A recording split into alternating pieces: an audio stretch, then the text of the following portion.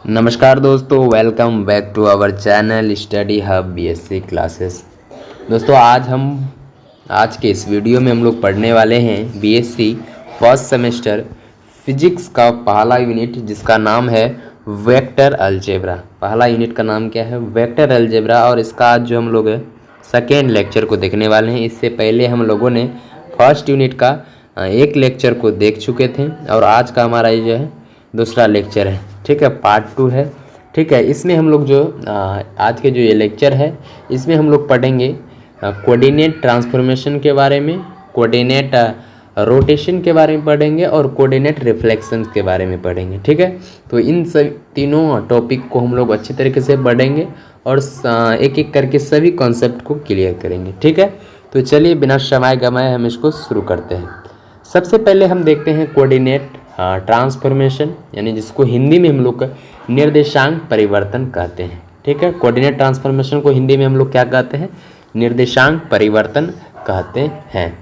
ठीक है, तो चलिए सबसे पहले हम इसका मतलब को समझते हैं कि कोऑर्डिनेट सिस्टम होता क्या है, कोऑर्डिनेट ट्रांसफॉर्मेशन होता क्या है। बोल रहा है जब किसी बिंदु रेखा या निर्देशांकों को एक निर्देशांक प्रणाली से दूसरी प्रणाली में बदला जाता है तो इसे हम लोग कोऑर्डिनेट ट्रांसफॉर्मेशन कहते हैं। ठीक है, क्या बोला यहाँ पर? अब इस लाइन को ध्यान से समझिएगा, इस लाइन को ध्यान से समझिएगा। सबसे पहला शब्द यहाँ पर है बिंदु। सबसे पहला शब्द आपका यहाँ पर आता है बिंदु, जिसको हम लोग इंग्लिश में पॉइंट कहते हैं। ठीक है, ये आपका पहला शब्द है बिंदु, है ना। एग्जाम्पल लेके यहाँ पर समझते हैं, जैसे कि हमारे पास कोई एक पॉइंट है। ठीक है, हमारे पास क्या है? कोई एक पॉइंट है जिसका नाम हम लोग P दे देते हैं। ठीक है, ये हमारा P जो है क्या है? एक पॉइंट है। अब उस पॉइंट को हम एक कोऑर्डिनेट सिस्टम में डिस्क्राइब कर रहे हैं। जो P पॉइंट है इसको हम लोग क्या कर रहे हैं? एक कोऑर्डिनेट सिस्टम में डिस्क्राइब कर रहे हैं। ठीक है, लेकिन अगर हम कोऑर्डिनेट सिस्टम को बदल देते हैं और उसी पॉइंट को हम लोग क्या करते हैं? नई कोऑर्डिनेट सिस्टम में रिप्रेजेंट करते हैं तो उसके कोऑर्डिनेट्स बदल सकते हैं। तो इसी प्रोसेस को हम लोग कोऑर्डिनेट ट्रांसफॉर्मेशन कहते हैं, यानी निर्देशांक परिवर्तन कहते हैं। ठीक है, समझ गए यहाँ पर कोऑर्डिनेट ट्रांसफॉर्मेशन किसको कहते हैं? क्या बोला कि अगर हम जैसे कि हम एक पॉइंट लिए हैं P, ठीक है, अब उस पॉइंट जो ये आपका पॉइंट है P, हम एक कोऑर्डिनेट सिस्टम इसको अब डिस्क्राइब कर रहे हैं। ये जो P पॉइंट है इसको हम लोग क्या कर रहे हैं? एक कोऑर्डिनेट सिस्टम में डिस्क्राइब कर रहे हैं। लेकिन अगर हम कोऑर्डिनेट सिस्टम को बदल देते हैं और उसी पॉइंट को कोऑर्डिनेट सिस्टम में रिप्रेजेंट करते हैं तो उसके कोऑर्डिनेट्स बदल सकते हैं। तो उसके कोऑर्डिनेट्स क्या हो सकता है? बदल सकता है। तो इसी प्रोसेस को हम लोग क्या कहते हैं भाई? इसी प्रोसेस को हम लोग कोऑर्डिनेट ट्रांसफॉर्मेशन कहते हैं, यानी कि निर्देशांक परिवर्तन कहते हैं। ठीक है, यहाँ तक समझ गए होंगे। उम्मीद है कि उसी चीज़ को यहाँ पर नीचे इंग्लिश में दिया गया है। Coordinate transformation means changing the coordinates of a point from one's coordinate system to another.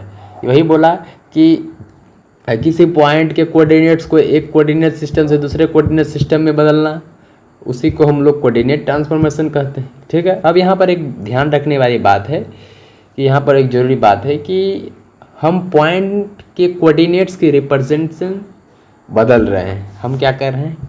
Point के कोऑर्डिनेट्स की रिप्रेजेंटेशन बदल रहे हैं। ठीक है, इस बात को ध्यान में रखना है।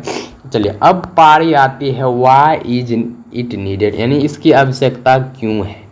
जो कोऑर्डिनेट ट्रांसफॉर्मेशन है इसकी आवश्यकता हमें क्यों पड़ती है, तो उसके बारे में हम लोग जानते हैं।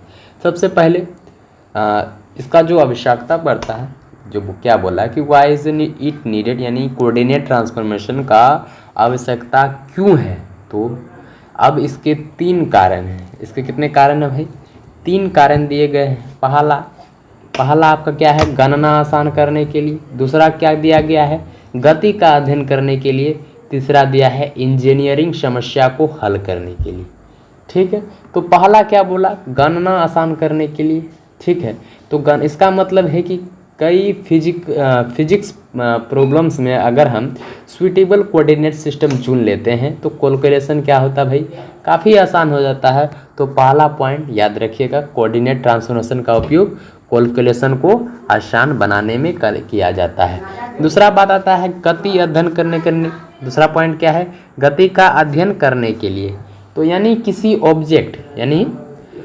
ऑब्जेक्ट की मोशन को समझने और डिस्क्राइब करने में कोऑर्डिनेट सिस्टम का उपयोग होता है। जैसे कि उदाहरण के लिए कोई पार्टिकल्स मूव कर रहा है, कोई पार्टिकल्स क्या कर रहा है, मूव कर रहा है, तो अब उसकी पोजीशन कहाँ होगा, अब उसकी पोजीशन कहाँ है, वो किस डायरेक्शन में जा रहा है। तो इन चीज़ों को कोऑर्डिनेट्स की मदद से हम लोग क्या करते हैं, रिप्रेजेंट किया जा सकता है। इसलिए इसे मोशन के लिए स्टडी में भी कोऑर्डिनेट ट्रांसफॉर्मेशन यूज़फुल है। ठीक है, अब तीसरी बात आती है इंजीनियरिंग समस्या को हल करने के लिए। ठीक है, तो इंजीनियरिंग समस्या को हल करने के लिए यानी इंजीनियरिंग में भी अलग अलग कोऑर्डिनेट सिस्टम की ज़रूरत पड़ती है। इसलिए वहाँ पर कोऑर्डिनेट ट्रांसफॉर्मेशन का उपयोग करके क्या किया जाता है, प्रॉब्लम को कॉन्वेनेंट तरीके से सॉल्व किया जाता है। एग्जाम्पल के लिए यहाँ पर देखें तो एक एग्जाम्पल लेके समझिए। ठीक है, अब यहाँ पर एग्जाम्पल दिया गया है, एक पॉइंट लिया गया है। ठीक है, एक पॉइंट लिया गया जिसका नाम क्या है, ए पॉइंट है।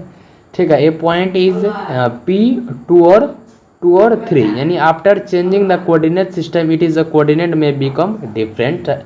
क्या बोला कि जो यानी हमारे पास एक क्या है, एक पॉइंट है जैसे कि P पॉइंट है, जो P पॉइंट में क्या है 2 और 3। अब ध्यान से समझिए, यहाँ पर इस पॉइंट के कोऑर्डिनेट्स हैं, इस पॉइंट के क्या है भाई, इस पॉइंट के दो कोऑर्डिनेट्स हैं, जिसको दो कोऑर्डिनेट्स हैं x और y।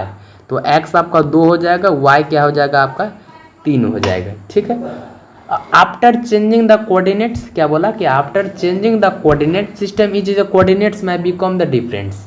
यानी जब हम कोऑर्डिनेट सिस्टम को बदलते हैं तब इसी पॉइंट के रिप्रेजेंट करने के लिए कोऑर्डिनेट्स अलग हो सकते हैं। तो यहाँ पर एक इम्पॉर्टेंट बात है कि कोऑर्डिनेट सिस्टम बदलने पर कोऑर्डिनेट्स की वैल्यू क्या होती है, बदल सकती है। यही है कोऑर्डिनेट ट्रांसफॉर्मेशन का बेसिक आइडिया, है ना। चलिए अब हम बात करते हैं कोऑर्डिनेट रोटेशन के बारे में, यानी निर्देशांक घूर्णन के बारे में। ठीक है, निर्देशांक घूर्णन, निर्देशांक अक्षों को किसी निर्देशित कोण यानी थीटा से घुमाना कोऑर्डिनेट रोटेशन कहलाता है। क्या बोला, इसका मतलब है कि हमारे पास कोऑर्डिनेट एक्सिस है, यानी कोऑर्डिनेट एक्सिस का मतलब हुआ कि जैसे कि एक्स एक्सिस, ठीक है, एक्स एक्सिस और वाई एक्सिस। ठीक है, एक्स एक्सिस और वाई एक्सिस।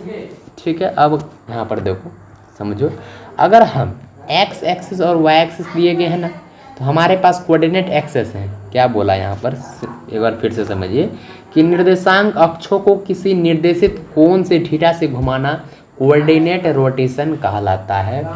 बोला कि हमारे पास जो क्या है भाई, अक्षों बोला, यानी अक्षों को हम लोग बोल सकते हैं एक्स एक्सिस और वाई एक्सिस।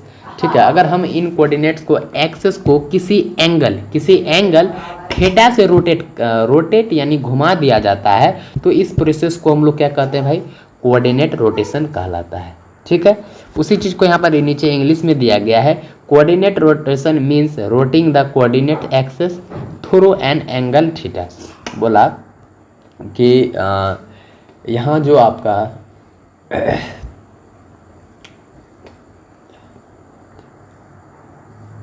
ठीक है, ये आपका इंग्लिश में था। अब बात करते हैं यहाँ पर फॉर्मूला। अब बात आता है इसका इम्पोर्टेंट पार्ट यानी फॉर्मूला। ठीक है, इसकी कोऑर्डिनेट रोटेशन का formula, if axis rotate bye angle theta. ठीक है, तो if axis rotate bye angle theta, तो एक्स एक्सिस जो है, जो आपका ये एक्स एक्सिस है, ये एक्स एक्सिस क्या हो जाएगा, एक्स एक्सिस बराबर क्या हो जाएगा, x cos theta plus y sine theta plus y sine theta. Y axis बराबर हो जाएगा minus x sine theta plus y axis cos theta. ठीक है, वाई एक्सिस कोस थीटा। अब इन फॉर्मूलाज को केवल रटिए मत। ठीक है, जो फॉर्मूला है आपका ये जो आपका फॉर्मूला है एक्स एक्सिस और वाई एक्सिस का, ठीक है, कोऑर्डिनेट रोटेशन का, इसको आप लोग को याद सिर्फ रटना नहीं है। तो पहले यहाँ पर आप नोटेशन को समझिए। ठीक है, पहले आपको यहाँ पर रोटेशन को समझिए। यहाँ एक्स और वाई पुराने कोऑर्डिनेट्स हैं। यहाँ पर आपका जो एक्स और वाई है ये क्या है, आपके पुराने कोऑर्डिनेट्स हैं, और एक्स तथा वाई नए कोऑर्डिनेट्स को रिप्रेजेंट करते हैं। ठीक है। यानी यहाँ पर कोऑर्डिनेट एक्स रोटेट होने के बाद हम नए कोऑर्डिनेट्स एक्स और वाई को मिलाते हैं। पहला फार्मूला है जैसे कि एक्स कोस थीटा, पहला फार्मूला हमारा क्या है, एक्स एक्सिस बराबर x cos theta plus sine y sine theta plus y theta है। अब दूसरा जो हमारा फार्मूला है वाई एक्सिस बराबर minus sine theta plus y cos theta. ठीक है, एग्जाम में फार्मूला बेस्ड क्वेश्चन आते हैं तो इन्हीं सही साइन के साथ लिखना बहुत जरूरी है, खासकर दूसरे फार्मूला में माइनस एक्स साइन थीटा को माइनस साइन, ध्यान रखिएगा ये जो आपका माइनस प्लस है इसको ध्यान में रखना है। ठीक है, अब हम बात करते हैं एप्लीकेशन ऑफ कोऑर्डिनेट रोटेशन। अब बात करेंगे एप्लीकेशंस के बारे में, यानी कोऑर्डिनेट्स रोटेशन का एप्लीकेशन के बारे में पढ़ेंगे। ठीक है, यानी एप्लीकेशन ऑफ कोऑर्डिनेट रोटेशन के बारे में, यानी कोऑर्डिनेट रोटेशन का जो है उपयोग कहाँ कहाँ होता है। एप्लीकेशंस का मतलब यही हुआ कि कोऑर्डिनेट रोटेशन जो है इसका उपयोग कहाँ कहाँ होता है। तो पहला उपयोग होता है कंप्यूटर ग्राफिक्स में। ठीक है, कंप्यूटर ग्राफिक्स में ऑब्जेक्ट के ऑपोजिशन और ओरिएंटेशन को बदलने के लिए कोऑर्डिनेट रोटेशन का उपयोग किया जाता है। दूसरा आपका आता है रोबोटिक में। तो रोबोट जिसको बोलते हैं, रोबोटिक में क्या होता है कि रोबोट के डिफरेंट पार्ट्स के डायरेक्शन और मूवमेंट को क्या करता है, रिप्रेजेंट करने में और कोऑर्डिनेट सिस्टम और रोटेशन का उपयोग होता है। तीसरा आ जाता है इंजीनियरिंग ड्राइविंग। इंजीनियरिंग ड्राइविंग में क्या होता है कि अलग अलग ओरिएंटेशन और रिप्रेजेंट करने के लिए इसका उपयोग किया जाता है। और चौथा आ जाता है फिजिक्स में। तो फिजिक्स में कोऑर्डिनेट सिस्टम को क्या करता है, कन्वीनिएंट डायरेक्शन में चूज करने और प्रॉब्लम्स को डिस्क्राइब करने के लिए कोऑर्डिनेट रोटेशन का उपयोग किया जाता है। ठीक है, तो ये इन चारों जो आपका एप्लीकेशंस हैं याद रखिएगा, इन चारों को याद रखना है। अगर आपसे पूछ सकता है कोई कोऑर्डिनेट रोटेशन का उपयोग कहाँ कहाँ किया जाता है तो सिंपल से आपको जवाब दे देना है, कंप्यूटर ग्राफिक्स में, रोबोटिक में, इंजीनियरिंग ड्राइविंग, फिजिक्स में किया जाता है। चलिए अब हम बात करते हैं कोऑर्डिनेट रिफ्लेक्शंस यानी निर्देशांक परिवर्तन के बारे में। हम लोगों ने कोऑर्डिनेट ट्रांसफॉर्मेशन को अच्छी तरीके से समझा, कोऑर्डिनेट रोटेशन को भी अच्छी तरीके से समझा। अब बारी आती है हमारा कोऑर्डिनेट रिफ्लेक्शंस के बारे में, यानी निर्देशांक परावर्तन के बारे में। इसको भी हम लोग अच्छी तरीके से क्लियर करते हैं। ठीक है, तो कोऑर्डिनेट रिफ्लेक्शन को हिंदी में हम लोग क्या करते हैं, निर्देशांक परिवर्तन कहते हैं। ठीक है, इसका सिंपल मतलब समझिए कि जो निर्देशांक परिवर्तन है, अब रिफ्लेक्शन का सिंपल मतलब क्या होता है। रिफ्लेक्शन का सिंपल मतलब होता है कि मिरर इमेज यानी दर्पण प्रतिबिंब। ठीक, इस बात को ध्यान में सिंपल में याद रखना है। दिया गया है किसी बिंदु या सदिश दर्पण प्रतिबिंब प्राप्त करने को परावर्तन कहते हैं। क्या बोला, वही चीज़ बोला जो आपको हम बताएं कि अगर किसी पॉइंट या वेक्टर की मिरर, जैसे अगर किसी पॉइंट या वेक्टर की मिरर इमेज प्राप्त की जाती है तो उसको हम लोग रिफ्लेक्शन कहते हैं। ठीक है, सिंपल से भाषा में, यानी reflection means obtaining the mirror image of a point और वेक्टर, है ना। यानी किसी पॉइंट या वेक्टर की मिरर इमेज प्राप्त करने के लिए रिफ्लेक्शन कहलाता है। अब रिफ्लेक्शन को समझने के लिए हम अलग अलग केसेस को देखने होंगे। ठीक है, रिफ्लेक्शन को समझने के लिए हमको अलग अलग केसेस को समझना होगा। पहला केस आता है का रिफ्लेक्शन अबाउट एक्स एक्सिस। पहला हमारा केस क्या आता है भाई, रिफ्लेक्शन अबाउट एक्स एक्सिस। ठीक है, इसका मतलब है एक्स एक्सिस के अबाउट रिफ्लेक्शन, एक्स एक्सिस के अबाउट रिफ्लेक्शन। फॉर्मूला दिया गया है एक्स वाई और एक्स माइनस वाई। अब इसे बहुत ध्यान से समझिए, जब हम किसी पॉइंट का रिफ्लेक्शन एक्स एक्सिस के अबाउट लेते हैं तो एक्स का वैल्यू सेम रहता है। अगर हम क्या बोला कि अगर, इस बात को ध्यान में रखिएगा, जब हम किसी पॉइंट का रिफ्लेक्शन एक्स एक्सिस के अबाउट लेते हैं तो x का वैल्यू क्या होगा, समान होगा। x का वैल्यू सेम रहता है यानी समान रहता है। लेकिन अगर हम y की साइन को चेंज किया जाता है, अगर हम y की साइन को चेंज हो जाती है, यानी पॉजिटिव y है तो नेगेटिव क्या होगा, क्या बोला यहाँ पर समझिए, फिर से एक बार समझिए। हम क्या समझ रहे थे, रिफ्लेक्शन अबाउट एक्स एक्सिस। यहाँ पर हमारा दो फॉर्मूला दिया गया था, एक एक्स और वाई। हमारा फार्मूला क्या दिया गया था, एक्स वाई और एक्स और माइनस वाई।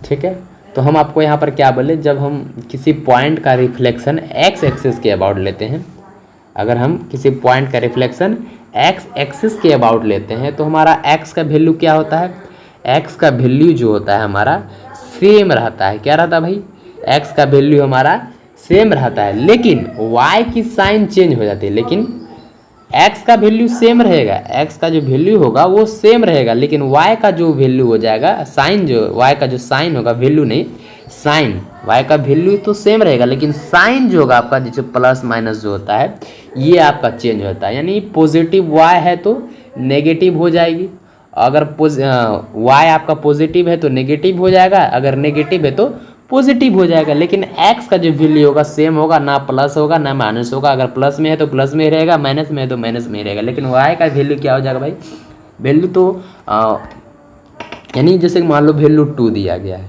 अगर ये पॉजिटिव में है, वाई का वैल्यू क्या दिया गया है, 2 दिया गया है, तो ये क्या है, पॉजिटिव में। सिंपल से समझो, यहाँ पर मान लो आपका जैसे कि यहाँ पर एग्जांपल दिया गया है 2 और 3, ठीक है। तो यहाँ पर अगर हम एक्स अबाउट करेंगे, रिफ्लेक्शन अबाउट एक्स एक्सिस लेंगे, तो आपका यहाँ जो एक्स का वैल्यू क्या दिया गया है भाई, 2 का 2 रह गया, और वाई का वैल्यू 3 का 3 था। एक्स का वैल्यू क्या था, 2 था, और वाई का वैल्यू कितना है, 3 है। इसको जब हम रिफ्लेक्शन अबाउट एक्स एक्सिस को करेंगे, जैसे कि देखो यहाँ फिर से नहीं, हमको पता है कि नहीं समझे होगे। देखो यहाँ पर हमारा एक एक्स का वैल्यू और वाई का वैल्यू ले लिए। हम एक्स का वैल्यू मान लो यहाँ पर जैसे यहाँ लिया गया 2 और 3 लिया है, ठीक है। अब इसको हम लोग रिफ्लेक्शन अबाउट क्या करते हैं, एक्स एक्सिस में करते हैं। यानी अगर हम रिफ्लेक्शन अबाउट एक्स एक्सिस में करते हैं तो हमारा क्या हो जाएगा, एक्स का वैल्यू कितना था, एक्स का वैल्यू कितना था 2, और वाई का वैल्यू कितना था 3। तो एक्स का वैल्यू जो हमारा रह जाएगा वो 2 का 2 ही रह जाएगा, और वाई का वैल्यू क्या हो जाएगा, -3 हो जाएगा। यानी यहाँ पर अगर यहाँ पर हमारा क्या था, वाई का वैल्यू पॉजिटिव में 3 था, और यहाँ पर अगर हम रिफ्लेक्शन अबाउट एक्स एक्सिस में करेंगे तो हमारा जो ये वाई का वैल्यू हो जाएगा वो माइनस में हो जाएगा, -3 हो जाएगा। लेकिन हमारा एक्स का वैल्यू नहीं बदलेगा, सेम रहेगा, ठीक है। तो चलिए, उम्मीद है कि आप लोग रिफ्लेक्शन अबाउट एक्स एक्सिस को अच्छी तरीके से समझ गए होंगे। चलिए अब बात करते हैं reflection about y axis. Reflection about y axis, तो यहाँ पर क्या होगा, यहाँ पर समझो कि वाई एक्सिस में, तो इसका जो जैसे कि यहाँ पर तो फार्मूला दिया गया है एक्स वाई। अगर हम इसको रिफ्लेक्शन अबाउट वाई एक्सिस में करेंगे तो एक्स का वैल्यू क्या हो जाएगा भाई, चेंज हो जाएगा, और लेकिन y का वैल्यू क्या होगा, सेम। यहाँ पर इसका उल्टा समझ लीजिए, जैसे रिफ्लेक्शन अबाउट एक्स एक्सिस में क्या था कि x का वैल्यू सेम रहेगा, लेकिन y का साइन क्या हो जाएगा भाई, चेंज हो जाएगा। उसी तरह इसको आप लोग उल्टा कर दीजिए, इसमें उल्टा हो जाएगा। यानी y एक्सिस में क्या हो जाएगा, y का वैल्यू क्या होगा, सेम रहेगा, लेकिन x का जो साइन होगा वो माइनस हो जाएगा। वही दिया गया यहाँ पर रिफ्लेक्शन अबाउट y एक्सिस में, इसका फॉर्मूला दिया गया है एक्स वाई, ठीक है। इसको हम लोग अगर हम रिफ्लेक्शन अबाउट वाई एक्सिस में करते हैं तो एक्स का वैल्यू जो साइन है वो चेंज हो जाएगा, यानी -x हो जाएगा, और पॉजिटिव में हो जाएगा। जैसे कि एग्जांपल में यहाँ लिया गया है, एक्स का वैल्यू 2 और 3 दिया गया, वाई का वैल्यू 3 और एक्स का वैल्यू 3 लिया गया है। अगर हम इसको रिफ्लेक्शन अबाउट वाई एक्सिस में करते हैं तो हमारा एक्स का जो साइन है वो बदल गया, और वाई का जो जितना वैल्यू था उतना ही रह गया, ठीक है। उम्मीद है कि आप लोग समझ गए होंगे इसको। चलिए अब हम बात करते हैं reflection about origin. Reflection about origin, ठीक है। ओरिजिन क्या होता है, ठीक है। ये तो भाई आपका मन में डाउट उठा होगा कि ओरिजिन क्या होता है। तो ओरिजिन क्या होता है, यानी कोऑर्डिनेट सिस्टम में जहाँ x बराबर 0 और y बराबर 0 हो तो वो पॉइंट को हम लोग ओरिजिन कहते हैं। यहाँ पर समझ गए ओरिजिन क्या होता है। तो ओरिजिन किसको बोलेंगे भाई, कोऑर्डिनेट सिस्टम में जहाँ पर x का वैल्यू क्या हो जाएगा भाई, x का वैल्यू 0 रहेगा और y का वैल्यू 0 रहेगा, तब हमारा क्या हो जाएगा कोऑर्डिनेट सिस्टम में। तो कोऑर्डिनेट सिस्टम में जब हमारा x का वैल्यू 0 y का वैल्यू 0 रहेगा तो वह पॉइंट क्या कहलाएगा, ओरिजिन कहलाएगा। ठीक है, अब ओरिजिन के अबाउट रिफ्लेक्शन को फॉर्मूला देखते हैं। ठीक है, उम्मीद है कि आप लोग ओरिजिन क्या होता है समझ गए होंगे। ठीक है, तो चलिए अब हम बात करते हैं रिफ्लेक्शन अबाउट ओरिजिन। ठीक है, तो इसका फॉर्मूला दिया गया है एक्स वाई। ठीक है, इसको हम लोग अगर रिफ्लेक्शन अबाउट ओरिजिन में करेंगे तो हमारा -x हो जाएगा, -y हो जाएगा। ठीक है, ठीक है, अब यहाँ पर ध्यान से समझिए। x की साइन जैसे कि आपका y एक्सिस और x एक्सिस पे क्या होता था, x एक्सिस में होता था x का वैल्यू सेम रहता था लेकिन y का साइन चेंज हो जाता था, और y एक्सिस में क्या होता था कि y का वैल्यू सेम रह जाता था और x का जो साइन होता था वो चेंज हो जाता था। ठीक है, तो यहाँ पर जो आपका रिफ्लेक्शन अबाउट ओरिजिन में होता है इसका वैल्यू क्या हो जाता है, x का भी साइन चेंज होता है और y का भी साइन चेंज होता है। यानी x का साइन अगर पॉजिटिव में है तो माइनस में हो जाएगा, अगर y का साइन पॉजिटिव है तो नेगेटिव में हो जाएगा। अगर यहाँ पर x का साइन नेगेटिव में है तो वो पॉजिटिव में हो जाएगा, अगर y का साइन नेगेटिव में है तो पॉजिटिव में हो जाएगा। जैसे कि एग्जाम्पल में दिया गया है x का वैल्यू 2 और y का वैल्यू 3 दिया गया है। इसको अगर हम लोग रिफ्लेक्शन अबाउट ओरिजिन करते हैं तो जो आपका यहाँ पर 2 गया था x का वैल्यू तो वो माइनस में हो जाएगा और 3 जो दिया गया था वो माइनस में हो जाएगा। ठीक है, उम्मीद है कि आप लोग यहाँ तक समझ गए होंगे। अब हम बात करते हैं एप्लीकेशंस, यानी जो आपका ये रिफ्लेक्शन है, कोऑर्डिनेट रिफ्लेक्शन। ठीक है, इसके आप लोग एप्लीकेशन के बारे में बात करते हैं। ठीक है, यानी रिफ्लेक्शन एप्लीकेशन दिए गए हैं, जैसे कि आपका ये मिरर इमेज में हो गया, इमेज प्रोसेसिंग में हो गया, कंप्यूटर ग्राफिक्स में हो गया। ठीक है, यानी दर्पण प्रतिबिंब यानी इमेज। दूसरा आ जाता है इमेज प्रोसेसिंग, यानी इमेज को प्रोसेस और मैनिपुलेट करने में रिफ्लेक्शन का कॉन्सेप्ट का उपयोग किया जाता है। तीसरा आ जाता है कंप्यूटर ग्राफिक्स। कंप्यूटर ग्राफिक्स में ऑब्जेक्ट और इमेज को ट्रांसफॉर्मेशन के लिए रिफ्लेक्शन का उपयोग होता है। तो रिफ्लेक्शन के 3 एप्लीकेशन है। ठीक है, mirror image, image processing, computer graphics. ठीक है, तो अब चलिए अब हम, ठीक है, ये हमारा तीनों का तीनों हम लोगों ने अच्छी तरीके से कंसेप्ट को पूरा किया। ठीक है, तीनों को हम लोग कोऑर्डिनेट ट्रांसफॉर्मेशन को भी क्लियर किया, कोऑर्डिनेट रिफ्लेक्शन को भी क्लियर किया, और कोऑर्डिनेट क्या बोलता है, रिफ्लेक्शन, कोऑर्डिनेट ट्रांसफॉर्मेशन और कोऑर्डिनेट क्या कहता है, अरे यार नाम, ठीक है, कोऑर्डिनेट रोटेशन के बारे में। चलिए अब इसको हम लोग एक बार में क्लियर कर दें। जो पूरा लेक्चर था हम लोग इसको क्विक में यानी जल्दी में ख़त्म कर दें एक बार में आप लोग यहाँ पर शॉर्ट में समझ लीजिए इसको। ठीक है, शॉर्ट में एक बार इसको समझ लीजिए क्विक रिवीजन में। ठीक है, तो चलिए आज के इस लेक्चर को हम लोग एक बार जल्दी से रिवाइज करते हैं। ठीक है, हमने क्या पढ़ा, हमने पढ़ा सबसे पहले कोऑर्डिनेट ट्रांसफॉर्मेशन के बारे में। ठीक है, एक कोऑर्डिनेट सिस्टम से दूसरे सिस्टम में बदलना को हम लोग कोऑर्डिनेट सिस्टम कहते थे, कोऑर्डिनेट ट्रांसफॉर्मेशन कहलाता था। इसकी आवश्यकता कहाँ कहाँ होती है, तो गणना आसान करने के लिए, गति का अध्ययन करने के लिए और इंजीनियरिंग समस्याओं के करने के लिए। तीसरा, और उसके बाद एग्जाम्पल लिए थे जैसे कि कोऑर्डिनेट सिस्टम बदलने पर कोऑर्डिनेट अलग हो जाता है। ठीक है, दूसरा पढ़ें कोऑर्डिनेट रोटेशन के बारे में, यानी कोऑर्डिनेट एक्सिस को एंगल थीटा से रोटेट करना कोऑर्डिनेट रोटेशन कहलाता था। जैसे कि इसका फॉर्मूला दिया गया था एक्स एक्सिस बराबर x cos theta plus y sine theta और वाई एक्सिस बराबर x sine theta plus y cos theta.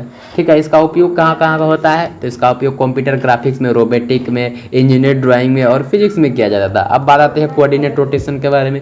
Coordinate rotation जो होता है किसी पॉइंट या वेक्टर के मिरर इमेज प्राप्त करना रिफ्लेक्शन कहलाता है। इसका एक्स एक्सिस और वाई एक्सिस और ओरिजिन के रिफ्लेक्शन में हम लोग अबाउट रिफ्लेक्शन को देखा।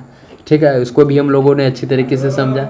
ठीक है, तो चलिए आज का जो ये लेक्चर था हम लोग यहीं तक रहने देते हैं, मिलते हैं अगले लेक्चर में, तब तक के लिए जय हिंद जय भारत।